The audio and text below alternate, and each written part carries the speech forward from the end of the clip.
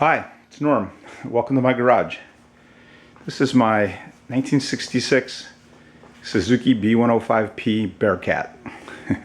120cc trail bike. I bought this bike new in November of 1966, just before I got my California learner's permit. In those days, learner's permit let you ride a motorcycle by yourself at 15 and a half. And this was the bike I bought. I really wanted a Honda CL160, but that was out of my reach, so I wound up with this. Anyway, I bought this thing from Ed Kretz and Son in Monterey Park, which was down the road from where I grew up.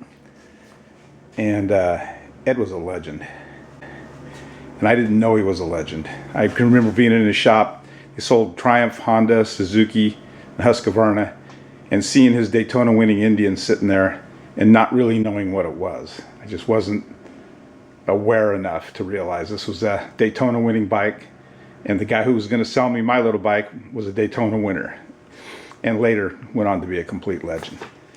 Anyway, I rode this bike for about a year, sold it to my grandfather, because I needed something with more power. Actually, I needed several bikes with more power. That was kind of the beginning of a long run of British motorcycles. And he rode it for quite a while, seized it up one time, and I rebuilt the top end for him.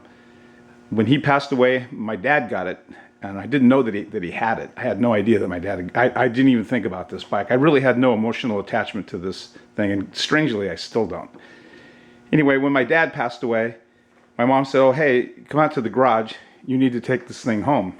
I was like, "What are you talking about?" I went out in the garage, and there was my Suzuki sitting there, and was still registered in my name. I never bothered to register to anybody else's name.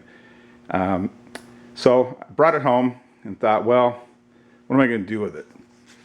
So it's been 10 years of, well, what am I going to do with it? And I've decided, seeing though it's just a little over 50 years old, and I've got a little bit of time, hopefully, I'm going to get it running.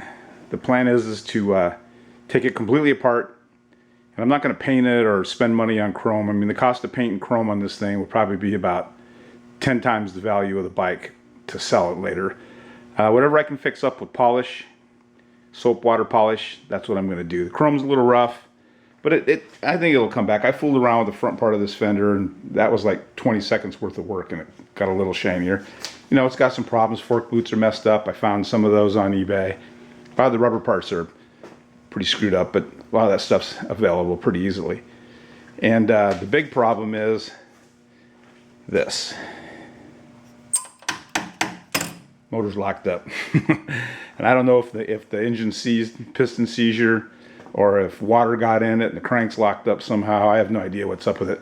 I also noticed that the throttle, I think somebody took the top of the carburetor off and probably put the slide in backwards. I'm not sure. But anyway, who knows what's wrong with it. Can't be too hard to fix.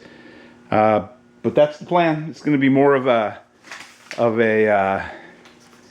what do I want to call it? Not a restoration, but just make it a survivor bike. Just get it cleaned up, get it running, and then I have no idea what to do with it after that. Maybe I'll give it to my daughter.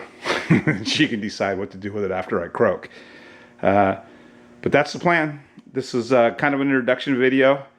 There's going to be, I guess, the official episode 2. I'll pull the top end off and see what's going on with that. And we'll go from there. So stay tuned.